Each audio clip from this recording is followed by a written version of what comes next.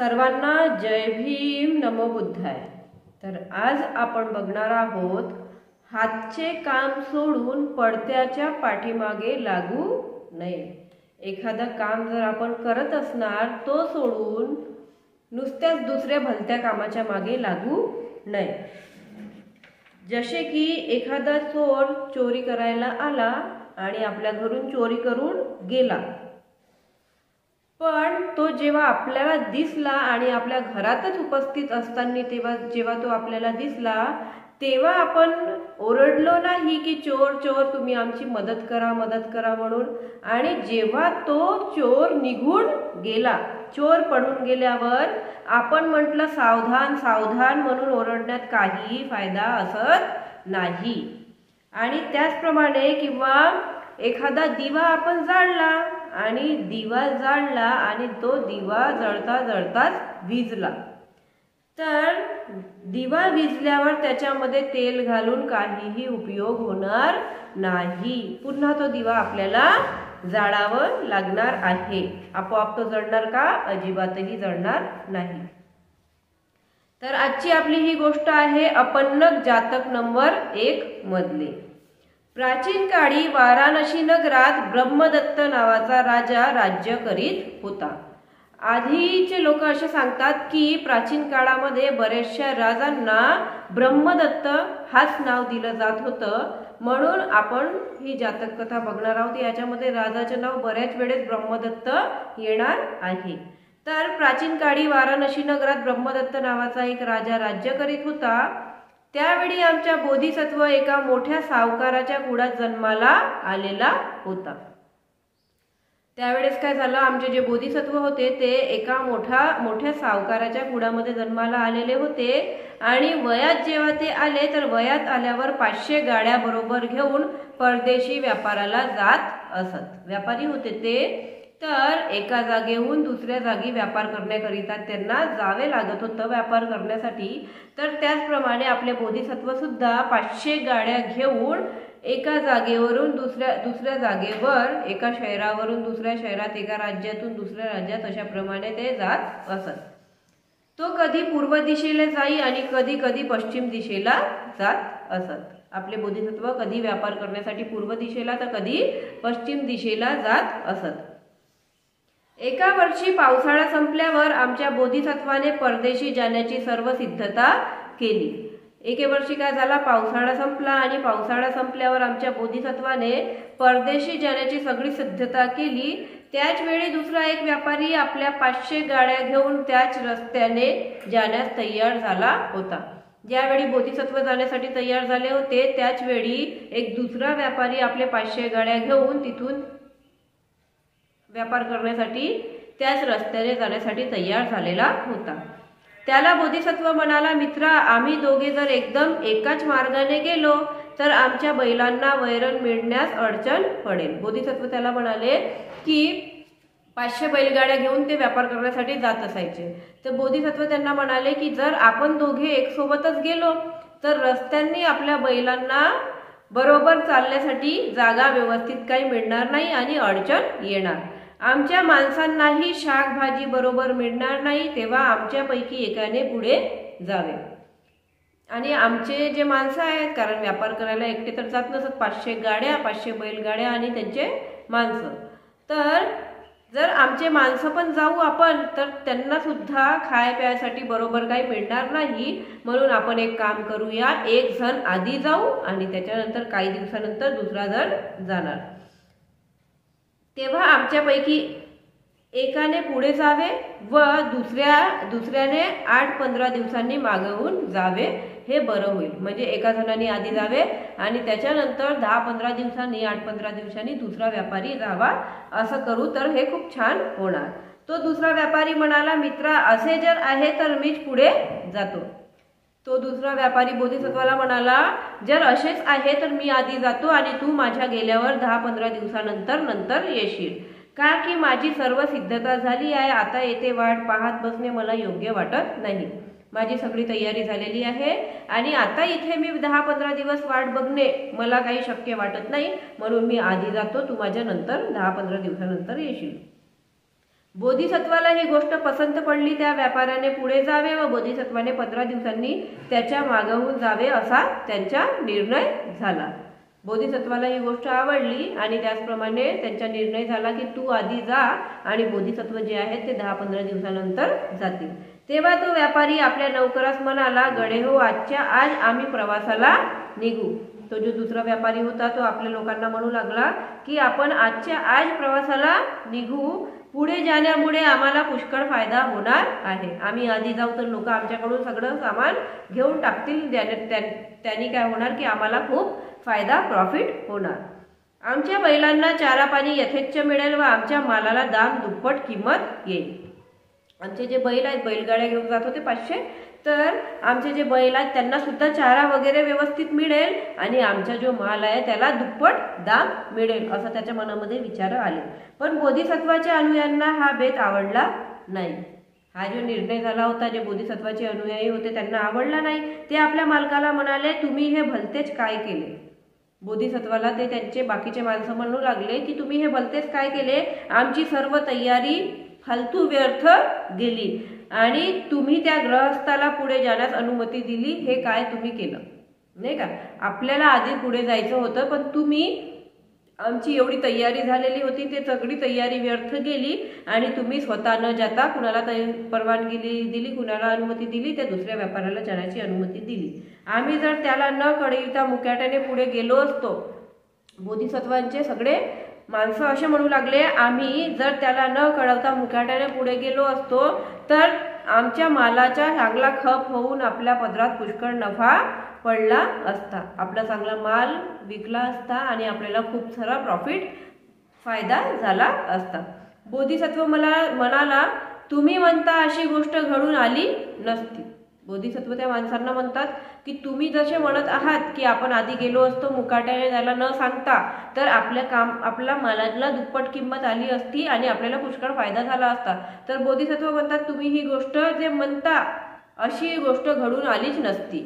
मी जर त्याला न कळत पुढे जाण्यास निघालो असतो तर त्याला माझा फार राग आला असता. जर मी त्याला न सांगता, न माहिती होता मी जर पुढे निघालो असतो तर त्या माणसाला माझा खूप राग आला असता व त्यामुळे आम्हा दोघांमध्ये भयंकर स्पर्धा झाली असती आणि त्याला माझा राग आला असता तर त्याच्यामुळे आमच्या दोघांमध्ये भयंकर स्पर्धा झाली असती. आता पुढे जाण्यात विशेष फायदा आहे असे तुम्हास वाटते, परंतु हे देखील ठीक नाही. तुम्हाला असं वाटते की आता सुद्धा आपण त्याच्या पुढे निघून जाऊ, परंतु मला हे काही व्यवस्थित वाटत नाही. पावसाळ्यामुळे नादुरुस्त झालेले रस्ते पुढे जाताना ठीक करावे लागतील. बोधिसत्व म्हणू लागले की पावसाळ्यामुळे खराब झालेले रस्ते आपल्याला काय करावे लागतील, दुरुस्त करावे लागतील. नदी पार जाण्यासाठी उतार शोधून काढावा लागेल व जंगलात झरे किंवा विहिरी बुजून गेल्या असतील त्या साफ कराव्या लागतील. नदी पार करण्यासाठी उतार शोधून काढावे लागतील आपल्याला. आणि जंगलात जे झरे आणि विहिरी, पावसामुळे जंगलामधून झरे वाहतात आणि विहिरी, तर त्या बुजून गेल्या असतील त्या साफ कराव्या लागतील. जर त्याच्या मालाला चांगली किंमत आली तर एकदा भाव ठरल्यामुळे आम्हालाही त्याच किमतीने आमचा माल विकता येईल. बोधिसत्व त्याला म्हणू लागले की जर तो व्यापारी पुढे गेला आहे, त्याच्या मालाला चांगली किंमत मिळाली तर ह्याचा फायदा आपण सुद्धा घेऊ शकू. आपण काय करू की एकदा जो भाव ठरला आहे त्याने ज्या भावामध्ये वस्तू विकली, आपण सुद्धा त्याच भावाने ती वस्तू विकू, जेणेकरून आपल्याला काय होईल, फायदा होणार. एकंदरीत तो पुढे गेला असता आम्हाला कोणत्याही तऱ्हेने नुकसान नाही. आणि ते बोधिसत्व त्याला म्हणू लागले की तो व्यापारी पुढे गेला तर आपला त्याच्यामुळे कोणताही नुकसान नाही, काही ना काही फायदाच होणार आहे. त्या वेळेवर जंबूद्वीपामध्ये 5 प्रकारचे अरण्ये राहत होते. वेडर जंबूद्वीपामध्ये म्हणजे 5 प्रकारचे जंगल होते. त्या अरण्यात चोरांची वस्ती असे, त्याला चोर कांतार असे म्हणत असत. आणि त्या जंगलामध्ये, त्या जंबूद्वीपामध्ये 5 जंगल होते 5 प्रकारचे आणि त्यांच्याच मध्ये चोरांची वस्ती राहत होती एक. तर त्याला काय म्हणत होते, चोर कांतार असे म्हणायचे. जेथे हिंस्त्र पशूंची वस्ती असे त्याला व्यालंकातार म्हणत. म्हणजे जिथे पशूंची वस्ती होती त्याला व्यालंकांतार असे म्हणायचे. ज्या ठिकाणी पिण्याला देखील पाणी मिळत नसे त्याला निरुदकांतार असे म्हणत होते. ज्या ठिकाणी प्यायला सुद्धा पाणी मिळायचे नाही त्या ठिकाणला काय म्हणायचे तेव्हा निरुदकांतार. आणि यक्ष राक्ष साधिकांची जिथे पीडा असे त्याला अनुष्यकांतार असे म्हणायचे. आणि ज्या ठिकाणी अन्न सामग्री मिळण्याची मारामार पडे त्याला अल्पभक्षकांतार असे म्हणायचे. ज्या ठिकाणी अजिबातही अन्न काही मिळत नव्हता त्याला काय म्हणायचे तेव्हा अल्पभक्षकांतार असे म्हणायचे. बोधिसत्वाच्या मार्गात जे मोठे जंगल होते तेथे पाण्याचा दुष्काळ असल्यामुळे आणि यक्षांची वस्ती असल्यामुळे त्याला निरुदक कांतार आणि अमनुष्यक कांतार असे म्हणायचे. बोधिसत्व ज्या रस्त्याने जात होते तिथे मोठे जंगल होते आणि तिथे अजिबातही पाणी नव्हता. पाणी नसल्यामुळे त्या जागेला काय म्हणायचे निरुदक कांतार. आणि यक्षांची वस्ती यक्ष पक्षींची वस्ती होती तर त्याला अमनुष्य कांतार असे म्हणायचे. बोधिसत्वाच्या साथीदाराने आपल्या नौकरांसह ह्या जंगलाजवळ आल्यावर पाण्याची मोठमोठाली मडकी भरून गाड्यावर चढवली. बोधिसत्वांचे जे साथीदार होते जे व्यापार करण्यासाठी त्यांच्यासोबत जात होते त्यांनी काय केलं आपल्या लोकांसोबत ह्या जंगलाजवळ आल्यावर पाण्याची मोठमोठाली मडकी भरून आपल्या बैलगाड्यांवर चढवली. कारण त्यांना माहिती होतं की आपल्याला हा जंगल पार करायचा आहे आणि इथे खायला पण काही नाही आहे खायला पण काही नाही आहे आणि प्यायसाठी पाणी सुद्धा इथे आहे नाही. आणि तो जंगलातून पार जाऊ लागला. वारा पुढच्या बाजूला असल्यामुळे आपणाला धुळीची बाधा होऊ नये या हेतूने त्या व्यापाऱ्याने आपली गाडी सर्वांपुढे चालवली होती. वारा जो होता तो पुढच्या बाजूला असल्यामुळे आपणाला धूळ येईल तर आपल्याला बैलगाडी काही व्यवस्थित चालवता येणार नाही आणि जाता येणार नाही. तर ह्या हेतूने त्या व्यापाऱ्याने आपली गाडी सर्वांपुढे चालवली होती. 1-2 दिवसांच्या रस्त्यावर गेल्यानंतर उलट दिशेने एक व्यापारी सफेद बैलाच्या गाडीत बसून आपल्या नौकरासह येत असलेला त्याला पाहण्यात आला. 1-2 दिवस झाले तर रस्त्यावर 1-2 दिवसाच्या रस्त्यावर गेल्यावर उलट दिशेने जसं ह्या दिशेने तो जात आहे तर परत येताना त्या व्यापारीने सफेद बैलाच्या गाडीमधून आपल्या नौकरासह येत असलेल्या एका व्यापाऱ्याला बघितलं. त्या व्यापाऱ्याने आणि त्याच्या नौकरांनी स्नान करून गळ्यात कमलाच्या माळा घातल्या होत्या. जो व्यापारी होता त्यांनी काय जो उलट दिशेने येत होता त्यांनी आणि त्याच्या नौकऱ्यांनी गळ्यात कमलाच्या माळा घातलेल्या होत्या. त्याला पाहून वाराणसीहून निघालेल्या व्यापाऱ्याने आपल्या गाड्या उभ्या करविल्या. तो जो उलट दिशेने येत होता आणि कमळाच्या फुलाच्या माळा घातल्या होत्या तर त्याला बघून त्या व्यापाऱ्यांनी काय केलं आपली गाडी थांबवली व आपण खाली उतरून त्याच्याजवळ गेला. आणि तो व्यापारी जो बोधिसत्वांसोबत ज्याचा कॉम्पिटिशन झाला होता आणि बोधिसत्वांनी त्याला म्हटलं की तू म्हणजे त्यांनीच म्हटलं बोधिसत्वांना की मी आधी जातो. तर त्याच व्यापाराजवळ हा व्यापारी काय झाला उतरला आणि प्रतिपथाने येणाऱ्या त्या ग्रहस्थानेही आपली गाडी उभी केली व तो खाली उतरून वाराणसीच्या सार्थवाला म्हणाला आपण कुठून आलात व कोणाकडे जात आहात. जो उलट दिशेने येत होता त्याला हा व्यापारी काय म्हणतो आपण कुठून आला आहात आणि आता कुठे जात आहात. सार्थवाहा म्हणाला मी वाराणसीहून निघून ह्या जंगलाच्या पलीकडील प्रदेशात व्यापारासाठी जात आहे. मी वाराणसीहून निघालेलो आहो आणि आता ह्या जंगलाच्या पलीकडच्या प्रदेशामध्ये मी आपले व्यापार करण्यासाठी जात आहो. गृहस्थ म्हणाला ठीक आहे पण आपल्या ह्या मागून येणाऱ्या गाड्यावर मोठमोठाली मडकी दिसत आहेत ती कोणत्या पदार्थाने भरलेली आहेत. तो व्यापारी त्या जो उलट दिशेने येत होता त्याला काय म्हणतो की ठीक आहे पण आपल्या मागून तुमच्या मागे काय येत आहेत खूप साऱ्या गाड्या येत आहेत तिथे खूप त्या गाड्यावर मोठमोठाली मडकी भरून दिसत आहेत तर ते कोणत्या पदार्थाने भरलेली आहे हा व्यापारी त्याला विचारतो. तो सार्थवाह म्हणाला हे जंगल निरुदक कांतार आहे असे आमच्या ऐकण्यात आल्यामुळे आम्ही ही मडकी पाण्याने भरून बरोबर घेतली आहेत.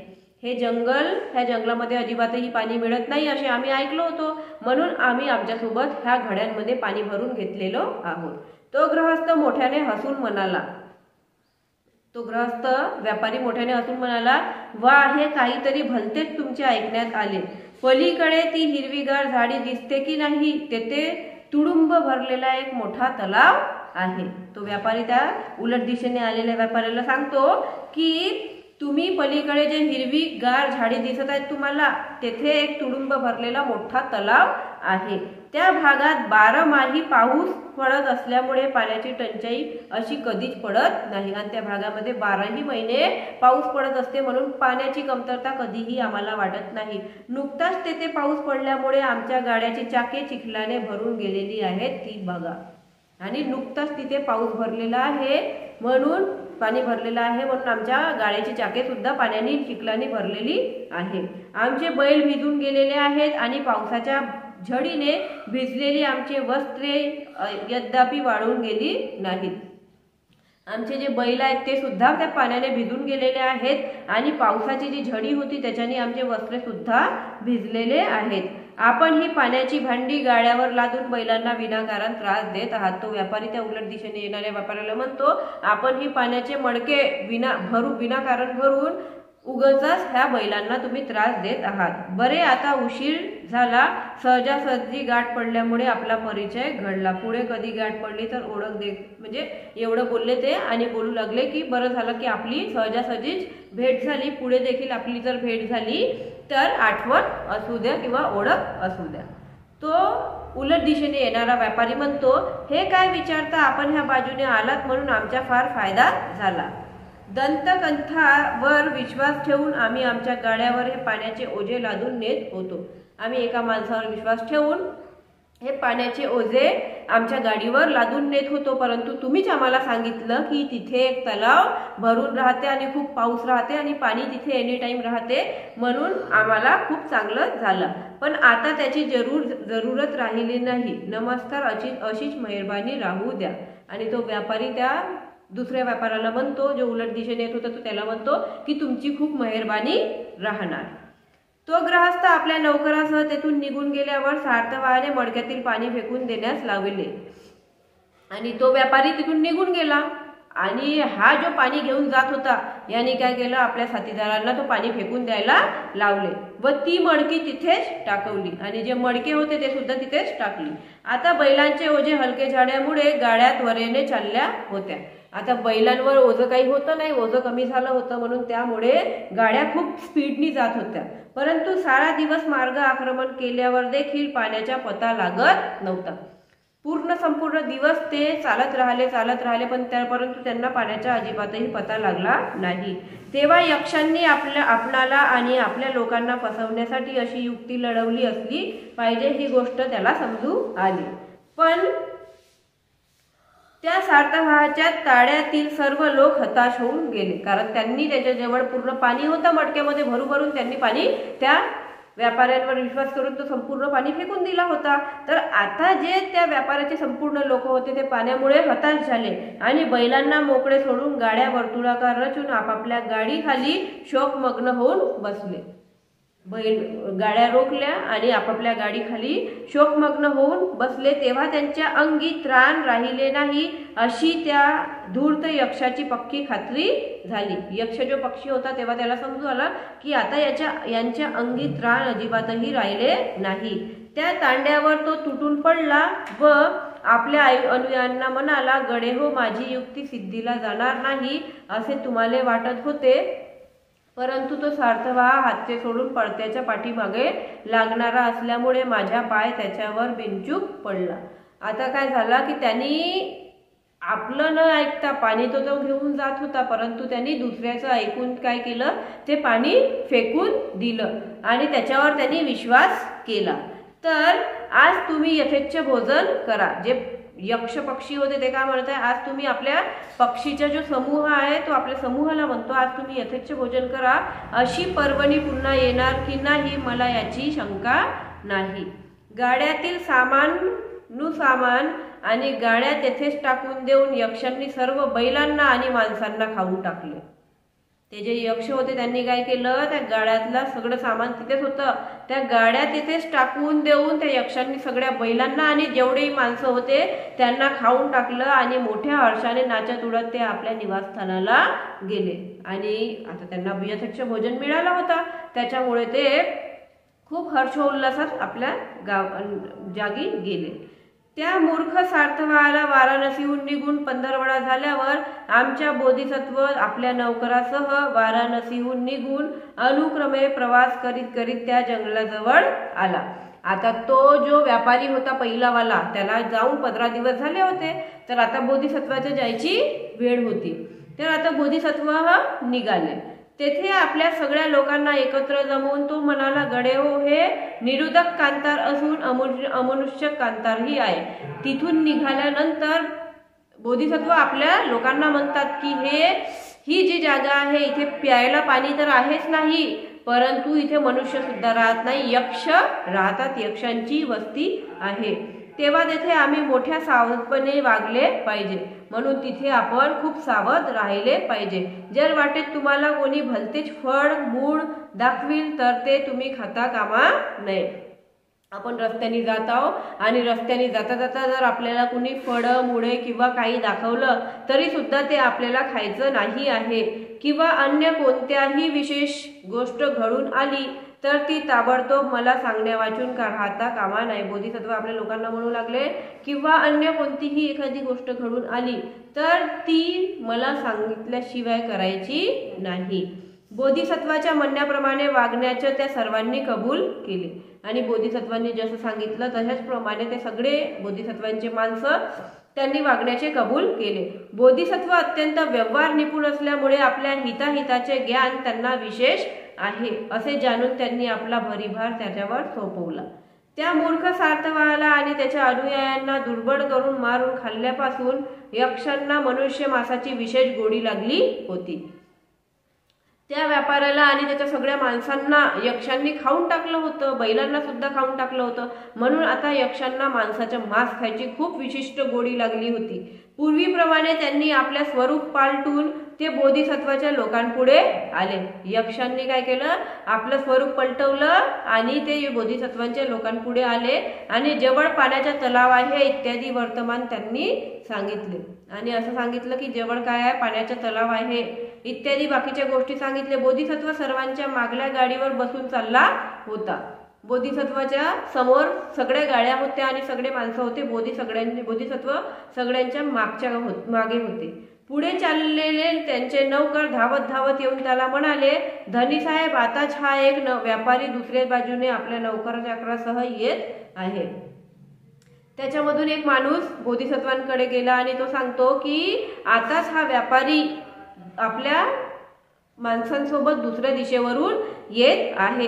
त्या सर्व लोकांच्या गळ्यात कमळाच्या माळा आहेत आणि जे सगळे लोक आहेत त्यांच्या गळ्यामध्ये कमळाच्या माला आहेत आणि त्यांच्या गाड्यांची चाके चिखलाने भरलेली आहेत आणि जे त्यांच्या गाड्यांची चाके आहेत ते सुद्धा चिखलाने भरलेली आहे।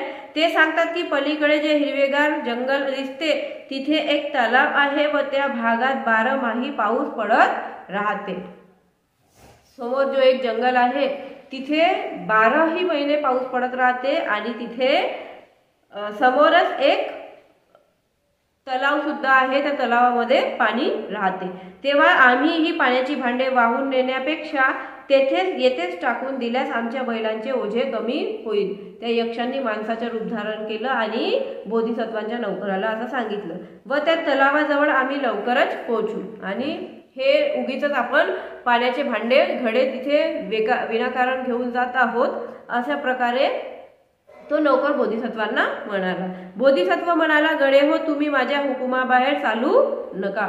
बोधिसत्व आपल्या नौकरांना म्हणतो की माझ्या हुकुमच्या बाहेर तुम्ही चालू नका, पाण्याचा थेंब देखील फुकट खर्च होऊ देऊ नका, पाणी फेकायची काहीही गरज नाही। आता जवळ पाऊस पडत आहे असे तुम्ही म्हणता, पण पावसाची हवा एकाच्या तरी अंगाला लागली आहे काय? तुम्ही असे म्हणता की जवळच पाऊस पडत आहे, पण पावसाची हवा एका तरी मनुष्याच्या अंगाला लागलेली आहे काय? किंवा आकाशामध्ये एकतरी ढग दिसत आहे काय तुम्हाला? अशा प्रकारे कोण म्हणतात, ते बोधिसत्व आपल्या नौकरांना म्हणतात। ते म्हणाले, आम्हाला ढग दिसत नाही, विजेच्या कडकडाट ऐकू येत सुद्धा नाही। नौकर म्हणाले की आम्हाला ढगही दिसत नाही आणि विजेच्या कडकडाट सुद्धा ऐकू येत नाही किंवा आम्हाला थंड हवाही लागत नाही, परंतु ज्या अर्थी तो सभ्य ग्रहस्थ आणि त्याचे इतके नौकर चाकर मोठा तलाव असल्याचे सांगत आहेत, एवढेच नव्हे तर त्यांच्यापैकी पुष्कळांच्या गळ्यात कमळाच्या माळा आहेत त्या अर्थी त्यांच्यावर विश्वास ठेवण्यास काहीही हरकत नाही. नौकर म्हणू लागले की ज्या अर्थी आपल्याला तो व्यापारी आणि त्याचे एवढे सारे नौकर सांगत आहेत आणि त्यांच्या गळ्यामध्ये कमळाच्या माळा आहेत, त्यांच्यावर विश्वास ठेवण्यासाठी काहीही हरकत नाही. बोधिसत्व म्हणाले, पण विश्वास ठेवण्याची एवढी घाई का करायची? बोधिसत्व त्यांना म्हणतात, विश्वास ठेवण्याची एवढी घाई का बरं करायची? आणखी एका योजनाच्या अंतरावर तलाव आहे असे जर तो गृहस्थ सांगत आहे तर आपण तेथे जाऊन हे पाणी फेकून देऊ. बोधिसत्व म्हणतात की ठीक आहे, तो जर सांगत आहे की 1 योजनेनंतर तिथे तलाव आहे तर आपण तिथे पोहोचल्यावर जर आपल्याला तिथे पाणी दिसलं तर आपण हे पाणी फेकून देऊ व पुढे जरूर वाटल्यास त्या तलावाचे पाणी भांड्यात भरून घेऊ. आजच्या दिवस बैलांना थोडा त्रास पडला तरी काही हरकत नाही. अशा प्रकारचे बोधिसत्व आपल्या नौकरांना सांगतात. बोधिसत्वाच्या हुकुमाप्रमाणे त्याच्या लोकांनी पाणी बाहेर टाकले नाही. जसे बोधिसत्वाने हुकूम दिलं की पाणी अजिबातही बाहेर टाकायचे नाही. जर ते लोक सांगत आहेत की 1 योजन लांब तलाव आहे आणि तिथे भरपूर पाणी आहे तर आपण एक काम करूया, जर तिथे खरंच खूप पाणी आहे तर आपण आपलं पाणी इथे न टाकता तिथे तलावाजवळ जाऊ, तिथे आपण आपलं पाणी टाकून देऊ आणि वाटेल तर त्या तलावाचं पाणी सुद्धा आपण आपल्या मडक्यांमध्ये भरून घेऊ. त्या सभ्य पुरुष वेशधारी यक्षाने पुष्कळ आग्रह केला, परंतु त्या लोकांची बोधिसत्वावरील श्रद्धा ढळली नाही. म्हणजे त्या यक्षाने, सभ्य पुरुष झाला होता तो, सभ्य पुरुषाचा वेश त्यांनी धारण केला होता यक्षाने, तर त्यांनी त्यांना खूप फोर्स केला, परंतु बोधिसत्वांचे जे नौकर होते त्यांनी अजिबातही त्याचं ऐकलं नाही. तेथून दुसऱ्या मुक्कामावर गेल्यावर सामानाने लादलेल्या 500 गाड्या आणि इस्तव्यस्त पडलेल्या बैलांचे व माणसांचे अस्थिपंजर त्यांना दिसले. तिथून जेव्हा ते समोर गेले तेव्हा बोधिसत्व आणि त्यांच्या माणसांना दिसून आले की इथे 500 बैलगाड्या जशाच तसेच आहेत गाड्या आणि त्यांच्या व्यापाऱ्यांचा सामान सुद्धा तसाच पडलेला आहे. तेव्हा बोधिसत्व म्हणाला, पहा, हा आमच्या मूर्ख सार्थक आपल्या लोकांसोबत स्वतः सुद्धा नाश पावला आहे. तेव्हा बोधिसत्व आपल्या नौकरांना सांगतात की बघा, हा जो आपला सार्थक होता हा मूर्खता दाखवली आणि स्वतःही मरण पावला आणि आपल्या लोकांनाही मारलं. आपल्या जवळील पाणी, नवीन पाणी सोडल्या वाचून याने जर फेकून दिले नसते तर हा आपल्या नौकरासह यक्षाच्या भक्ष्यस्थानी पडला नसता. जर आपल्या जवळचं पाणी यांनी फेकून नसतं दिलं आणि यक्षावर विश्वास नसता केला तर हा ह्या यक्षांच्या स्थानी पडला नसता. हातचे सोडून पळत्याच्या पाठी लागणाऱ्यांची ही अशीच गत होत असते. हाती त्याच्या पाणी होता, परंतु त्यांनी पाणी सोडलं, त्याच्यावर विश्वास केला आणि तिकडे गेला, परंतु मृत्यूला पडला तो. बरोबर आहे. तर त्याने काय केलं, आपल्या जवळचं पाणी फेकून दिलं आणि त्याच्यावर विश्वास करून तिकडे जाऊन तो पाणी पिऊ हा विचार केला.